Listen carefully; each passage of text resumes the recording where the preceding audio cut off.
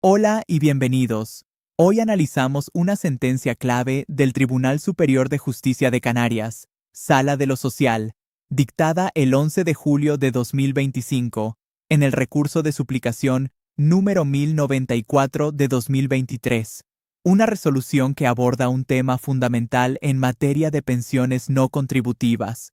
¿Cómo deben computarse las rentas cuando existe una herencia? El caso comienza el 12 de marzo de 2009, cuando doña Delia solicita una pensión no contributiva de invalidez, y posteriormente, el 22 de octubre de 2009, la Administración le reconoce el derecho a percibir dicha pensión al cumplir los requisitos legales de falta de ingresos suficientes, grado de discapacidad y residencia en España, manteniéndose la percepción de la prestación durante años, hasta que el 4 de diciembre de 2020, la Administración revisa su situación y ajusta la cuantía. Durante este periodo inicial, es importante comprender que las pensiones no contributivas forman parte del sistema de protección social diseñado para garantizar un umbral mínimo de subsistencia a aquellas personas que, por diversas circunstancias, no han podido cotizar lo suficiente al sistema o carecen de recursos económicos propios suficientes, lo que implica que su reconocimiento inicial no es definitivo, sino condicionado al mantenimiento de los requisitos a lo largo del tiempo, siendo habitual que la Administración realice controles periódicos mediante cruces de datos con la agencia tributaria y otros organismos públicos para verificar que no se han producido variaciones sustanciales en la situación económica del beneficiario o de su unidad de convivencia. En este sentido, la evolución del expediente de la beneficiaria muestra un comportamiento conforme a derecho, ya que fue comunicando las variaciones relevantes en su situación, lo cual resulta particularmente relevante desde una perspectiva jurídica, porque pone de manifiesto la ausencia de ocultación o fraude, elemento que en otros casos puede ser determinante para agravar las consecuencias jurídicas, especialmente en lo relativo a reintegros o sanciones, lo que aquí no concurre y refuerza la posición de la actora en sede judicial. Asimismo, conviene destacar que el marco normativo aplicable establece un sistema de revisión continua basado en el principio de suficiencia de recursos, lo que implica que incluso muchos años después de la concesión inicial, como sucede en este caso, la Administración puede revisar el derecho reconocido si considera que han cambiado las circunstancias económicas, lo cual constituye un elemento estructural del sistema y explica por qué un expediente iniciado en 2009 puede ser objeto de revisión en ejercicios tan posteriores como 2020 o 2021. El conflicto surge a raíz de una herencia recibida por el cónyuge de la beneficiaria, acreditada el 5 de septiembre de 2022 mediante escritura de aceptación por un valor de 85.489 euros con 80 céntimos, a partir de lo cual la Administración considera que dicha cantidad debe computarse como ingreso e imputa la mitad a la beneficiaria, por tratarse de un matrimonio en régimen de gananciales. Este momento es clave porque introduce una problemática jurídica compleja que no es meramente cuantitativa, sino cualitativa, en la medida en que obliga a diferenciar entre lo que constituye un incremento patrimonial puntual, como es la adquisición de bienes por herencia, y lo que jurídicamente debe entenderse como renta o ingreso computable, es decir, aquellos flujos económicos que reflejan una capacidad real y efectiva de generación de recursos para el sostenimiento del beneficiario, lo cual no siempre coincide con la mera titularidad de bienes. Además, la Administración adopta un criterio automático al aplicar las reglas del régimen económico matrimonial de gananciales, imputando la mitad del valor de la herencia a la beneficiaria sin analizar si dicho patrimonio genera liquidez o rendimientos efectivos, lo que pone de relieve una posible confusión entre normas civiles sobre titularidad de bienes y normas de seguridad social sobre determinación de rentas, ámbitos que, aunque relacionados, responden a finalidades distintas y requieren un análisis diferenciado. Por último, este conflicto evidencia una práctica administrativa relativamente frecuente en la que se tiende a equiparar patrimonio con renta a efectos de control de prestaciones, lo que puede dar lugar a situaciones injustas en las que personas sin ingresos líquidos suficientes ven extinguido su derecho a prestaciones básicas por el simple hecho de haber adquirido bienes que no generan ingresos, lo que justifica plenamente la necesidad de un control jurisdiccional como el que se produce en este caso.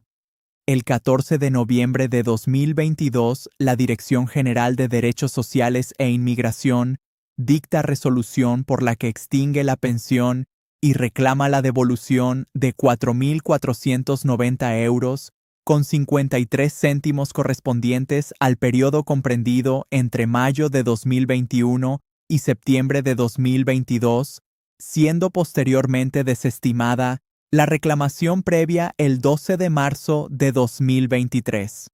La Administración fundamenta su decisión en la superación de los límites de acumulación de recursos establecidos legalmente, realizando un cálculo en el que incorpora tanto los ingresos propios de la beneficiaria como los de su unidad económica de convivencia, pero incluyendo de forma determinante el valor íntegro de la herencia como si se tratara de un ingreso computable en el ejercicio correspondiente, lo que provoca que los límites legales se vean ampliamente superados en el cálculo administrativo. Este enfoque pone de manifiesto una interpretación expansiva del concepto de renta que, aunque puede responder a una finalidad de control del gasto público, entra en tensión con la interpretación jurisprudencial consolidada, generando un conflicto entre la práctica administrativa y la doctrina de los tribunales, lo que constituye precisamente el núcleo del litigio que posteriormente deberá resolver la jurisdicción social. Asimismo, la resolución administrativa no distingue adecuadamente entre ingresos recurrentes y situaciones patrimoniales excepcionales, lo que conduce a una aplicación mecánica de la norma, sin ponderar si realmente existe una mejora efectiva de la capacidad económica de la beneficiaria en términos de disponibilidad de recursos líquidos, aspecto esencial en el ámbito de las prestaciones asistenciales. La beneficiaria acude a los tribunales y, en primera instancia, mediante sentencia de 21 de septiembre de 2023 del Juzgado de lo Social número 9 de Santa Cruz de Tenerife, se desestima su demanda y se confirma la decisión administrativa, tras lo cual interpone recurso de suplicación. En esta primera fase judicial, el órgano de instancia se limita esencialmente a validar la actuación administrativa, aceptando los cálculos efectuados y sin entrar en un análisis profundo de la naturaleza jurídica de los ingresos computados, lo que refleja una deferencia hacia el criterio técnico de la administración que no siempre resulta adecuada cuando se plantean cuestiones de interpretación jurídica compleja como la que aquí se debate. La interposición del recurso de suplicación permite trasladar el debate a un órgano judicial superior, donde la controversia se centra exclusivamente en la correcta aplicación del derecho, ya que los hechos no son objeto de discusión, lo que resulta característico de este tipo de recursos en los que se denuncia una infracción normativa o jurisprudencial. Este paso procesal es fundamental porque abre la puerta a la revisión del criterio aplicado, permitiendo que la Sala analice con mayor profundidad la doctrina jurisprudencial del Tribunal Supremo y su correcta aplicación al caso concreto, lo que finalmente conducirá a un resultado distinto al alcanzado en la instancia. La cuestión central del caso es determinar si una herencia debe computarse como renta a efectos de mantener o extinguir una pensión no contributiva, debatiéndose si debe tenerse en cuenta el valor total del bien heredado o únicamente los rendimientos que dicho bien genere. Este problema jurídico exige una delimitación precisa entre conceptos que, aunque puedan parecer similares en el lenguaje común, tienen un significado técnico muy específico en el ámbito jurídico, como son el patrimonio, entendido como el conjunto de bienes y derechos de una persona, y la renta, entendida como el flujo de ingresos que dichos bienes o derechos generan en un periodo determinado, siendo este último el relevante a efectos de valorar la capacidad económica en el sistema de seguridad social. La incorrecta identificación entre ambos conceptos puede conducir a resultados injustos, ya que una persona puede ser titular de un patrimonio significativo sin disponer de liquidez suficiente para atender sus necesidades básicas, lo que resulta especialmente relevante en el ámbito de las prestaciones no contributivas, cuyo objetivo es precisamente garantizar un nivel mínimo de ingresos efectivos y no penalizar la mera titularidad de bienes improductivos. Por tanto, la resolución de este problema jurídico no solo tiene implicaciones técnicas, sino también sociales, al afectar directamente al acceso y mantenimiento de prestaciones destinadas a colectivos vulnerables, lo que exige una interpretación especialmente cuidadosa y acorde con la finalidad protectora del sistema. La Sala aplica la doctrina consolidada del Tribunal Supremo, según la cual no debe computarse el valor del patrimonio heredado como renta, sino únicamente los rendimientos que ese patrimonio produzca, como alquileres o plusvalías en caso de venta. Esta doctrina se construye sobre una interpretación sistemática y finalista de la normativa de seguridad social, en la que se prioriza la valoración de la capacidad económica real del beneficiario frente a criterios meramente formales o patrimoniales, lo que implica que el análisis debe centrarse en la existencia de ingresos efectivos o potenciales y no en la mera titularidad de bienes. Además, el Tribunal Supremo ha reiterado de forma constante que el concepto de renta en este ámbito debe equipararse al de rendimiento o fruto económico derivado de un bien o actividad, excluyendo expresamente el valor del capital recibido por herencia o por otros títulos gratuitos, salvo que dicho capital genere ingresos o haya sido objeto de transmisión con obtención de plusvalías.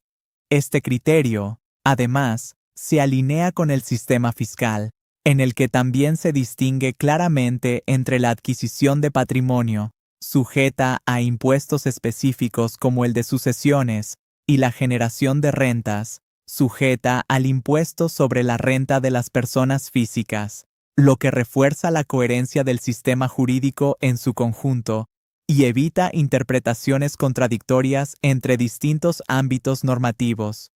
En este caso concreto, no consta que los bienes heredados generen rendimientos ni que hayan sido vendidos, por lo que no existe renta efectiva derivada de la herencia, y el tribunal recalcula los ingresos reales de la beneficiaria y de su unidad de convivencia para el año 2021, concluyendo que no superan los límites legales establecidos, fijados en 5.639 euros, con 20 céntimos para una persona y 33.835 euros, con 20 céntimos para una unidad de 3 miembros.